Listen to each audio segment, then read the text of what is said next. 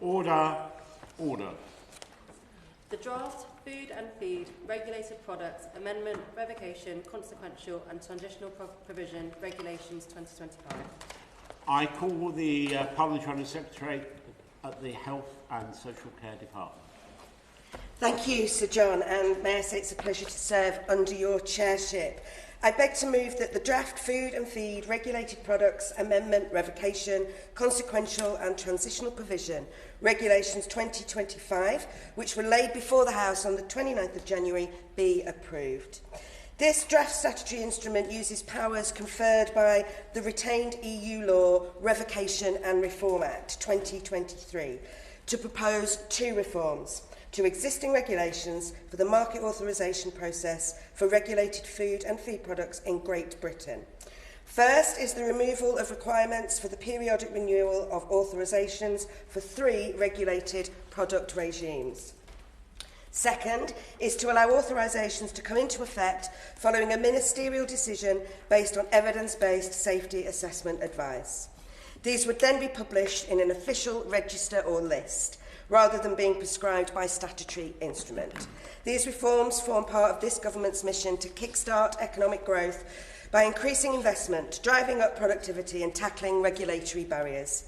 The UK food industry is worth £245 billion in consumer spending and exports over £20 billion annually. The industry is driving innovation, and nowhere is this truer than for regulated products. Regulated products are food and feed products that need to be assessed for safety before they can be lawfully sold. They include novel foods at the cutting edge of research, such as in UK's growing engineering biology sector, where emerging technology is being used to produce new and innovative foods. This innovation and growth across the food sector will drive increasing demand for regulated product authorisations. Because of this, we need to modernise the Market Authorisation Service. As the regulators, the Food Standards Agency and Food Standards Scotland assess applications for regulated products and provide recommendations to ministers across Great Britain on whether these products should be authorised. We need proportionate and effective regulation to support innovation and investment in the UK food industry, whilst continuing to maintain safety and consumer trust. This SI will help modernise the food and feed regulatory process by removing requirements that are unnecessary for food safety. Currently, certain products that have already been authorised for sale must be reauthorised every 10 years. This SI will remove this requirement. Instead, the regulators will carry out safety reviews when new evidence emerges, and most of these products have many years of safe use.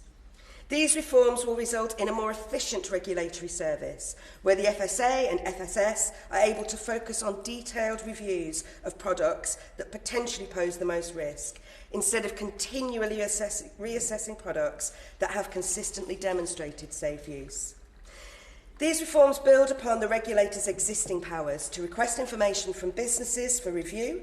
The regulatory framework will remain comprehensive and adaptive, enabling the regulators to respond swiftly and effectively to emerging risks.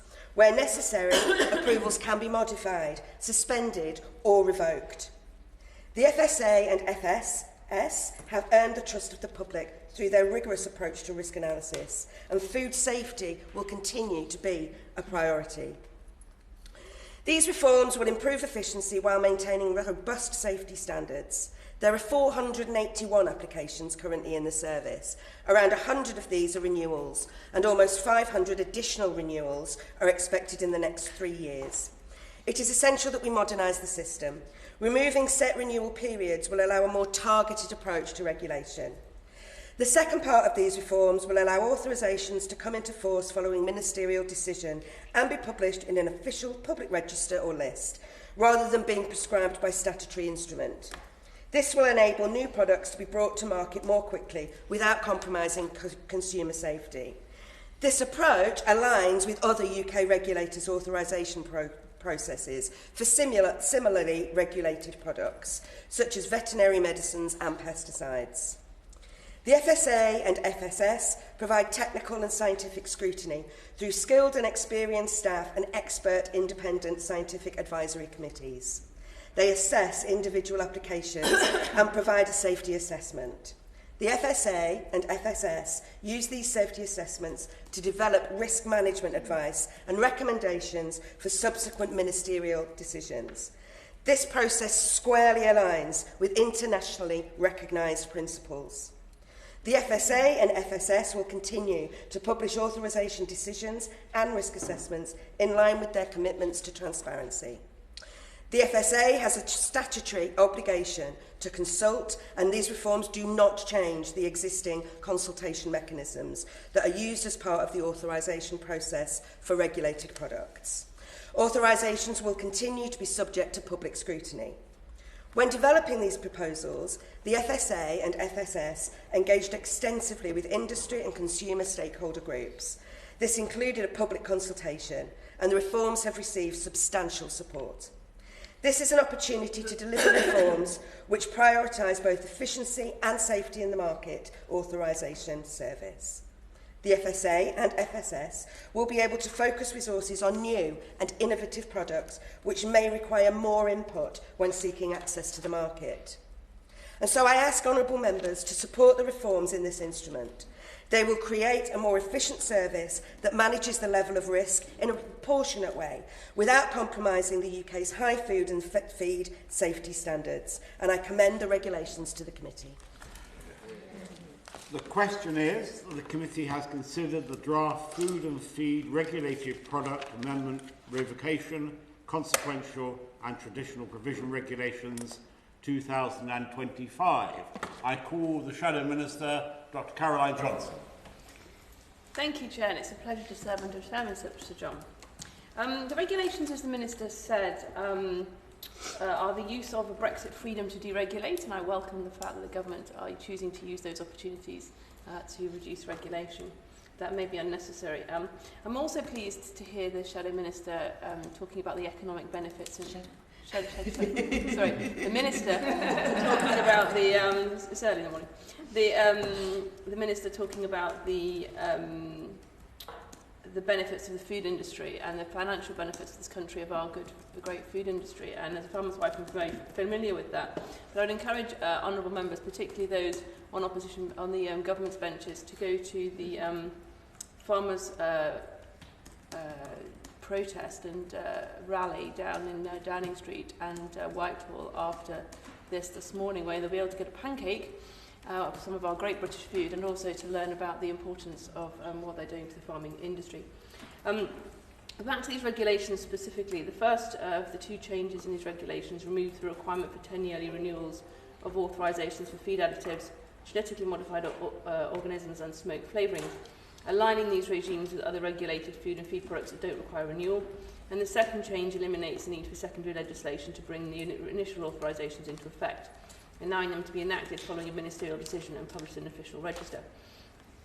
This will certainly make it more efficient and more effective, but I'm interested to understand the Minister's views on the level of oversight that can be provided. She talked about, if I heard her correctly, 500 of such regulations to be approved by the Minister over the next 3 years. Can the Minister, with the many other significant demands on her time, guarantee that they'll be given the level of scrutiny and oversight that is required?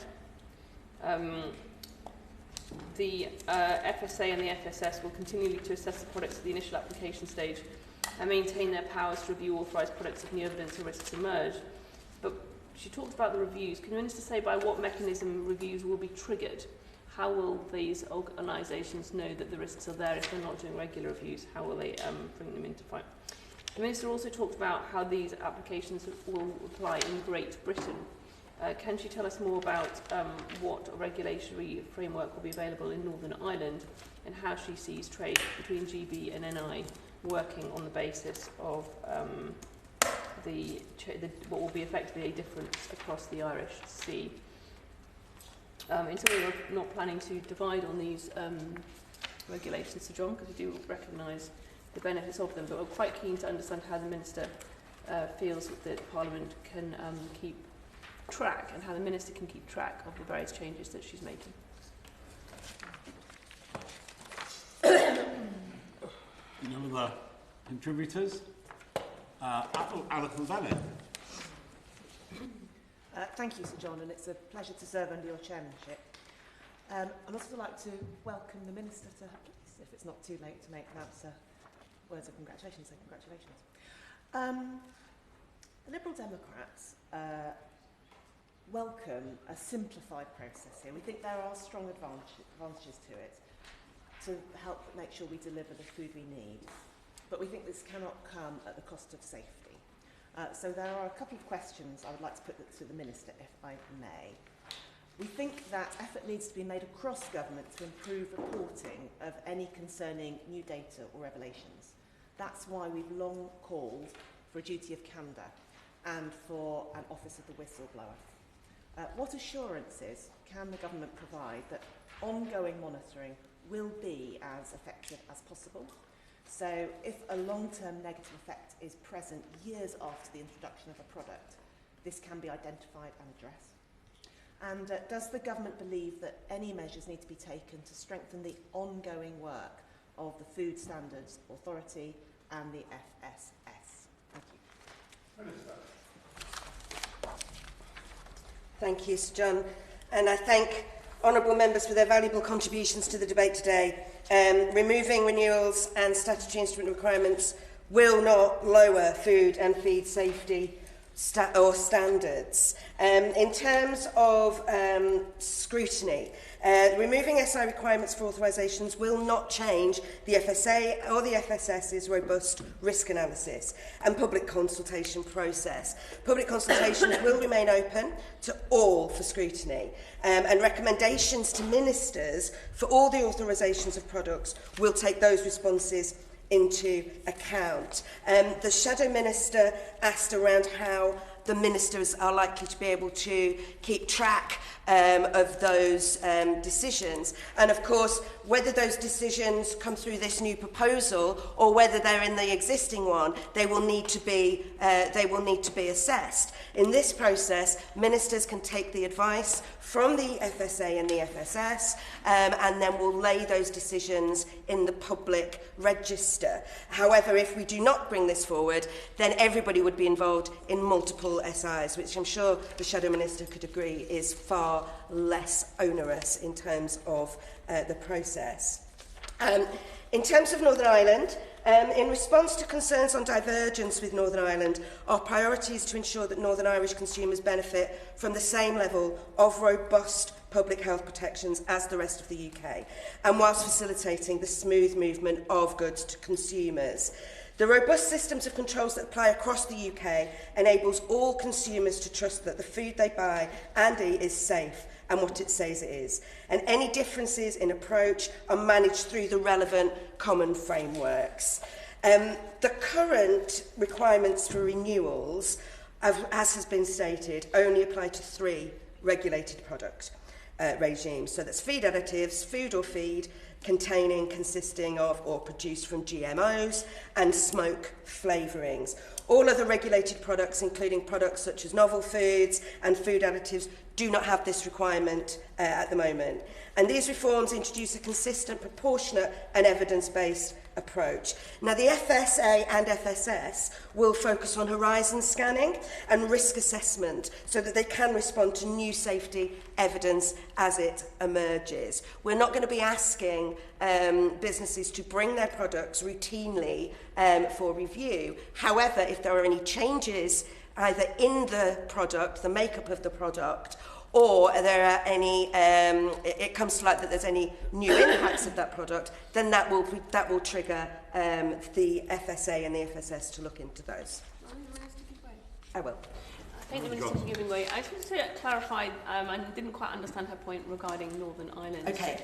So at the moment, with the new regulations, it's clear what will happen in Great Britain to approve new products. But if a new product is being produced in another part of the country, i.e. Northern Ireland, how will that be assessed? And how will products that have been assessed under the system in GB be able to be sold in Northern Ireland? Will they require further investigation? Okay. Minister. Thanks. So businesses in Northern Ireland that develop new regulated products and wish to place them on the market within the EU must apply to the EU for authorisation. This is all within the Windsor framework, and the reforms in the SI do not affect the Windsor framework. in any way of its operation. Regulated products that are approved in Great Britain can be placed on the Northern Ireland market if moved via the Northern Ireland Retail Movement Scheme. I think that answers the question. Thank you. So back to the safety concerns and the issues of the current requirements. It will consistently provide insights into whether already authorised products are safe to remain on the market, instead of working arbitrarily to renew those on fixed timetables. And that burden that the industry and the public sector have removes that, so that we have a comprehensive review for all products. Even if there's no evidence to suggest this is needed, then we remove that burden. An evidence-based review system is what we're looking for to help focus resources on those new and innovative products and where there may be problems. The reforms build upon existing powers where the FSA and the FSS can request information for review, and if it is in the interest of the businesses to proactively, it is in the interest of those businesses to proactively provide it. The reforms ensure that the regulatory framework remains comprehensive and adaptive and enables regulators to respond swiftly and effectively to those emerging risks that we've discussed.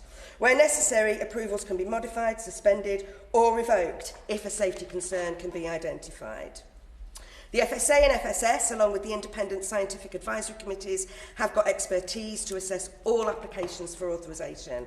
And ministers must provide reasoning if they disagree with the FSA and the FSS advice when making authorisation decisions. So there are appropriate tools and resources to allow honourable members and the public to scrutinise regulated product applications and authorisations, and these reforms will speed up that process, use the resources more productively, efficiently and effectively, and will align with the other UK regulatory systems. In summary, the reforms will remove requirements for the periodical renewal of authorisations for those 3 regulated product regimes and allow authorisations to come into effect following ministerial decisions. These changes will streamline the process, allow regulators to keep pace with innovation and support economic growth without compromising consumer safety.